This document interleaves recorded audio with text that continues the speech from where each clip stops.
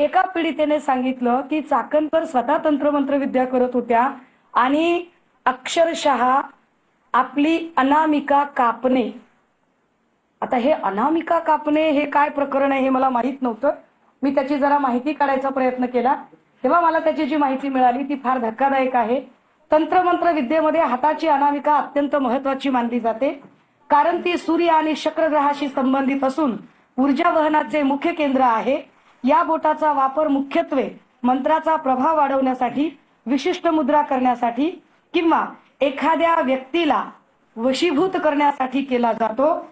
या बोटाद्वारे ऊर्जा शरीरात प्रवाहित किंवा शोषित केली जाऊ शकते। कशी तर परत तंत्रमंत्र विद्येच्या लोकांनी सांगितलंय की हे बोट सूर्य म्हणजे यश आणि शुक्र म्हणजे आकर्षण यांच्याशी जोडलेले आहे, ज्यामुळे मंत्रोच्चाराद्वारे एखाद्याला आकर्षित करणे आणि यश प्राप्त करणे असा या तंत्रमंत्र विद्येचा अर्थ आहे। ज्या बाईंना महिला आयोगाच्या अध्यक्षपदी बसवलेलं आहे त्या बाई 2 सप्टेंबर 2024 ला सोमवती अमावस्येच्या दिवशी स्वतःची अनामिका कापून अशा पद्धतीची तंत्रमंत्र विद्या करतात असं पीडित महिला सांगतात।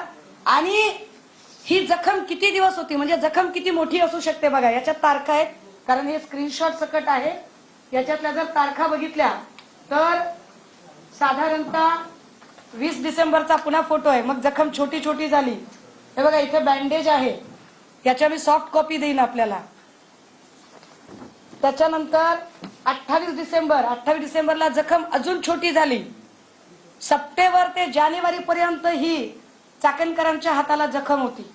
अशाच पद्धतीची जखम अजून एका व्यक्तीला होती, पण त्याचे फोटो अजून आले नाहीत, तेही फोटो निघाले। खरातांचे वडील वारले तेव्हा चाकणकर होत्या, खरातांच्या पोरीचं लग्न जमलं तेव्हा चाकणकर सगळ्यात पुढे होत्या, खरातांची भाची चाकणकरच्या घरात राहते।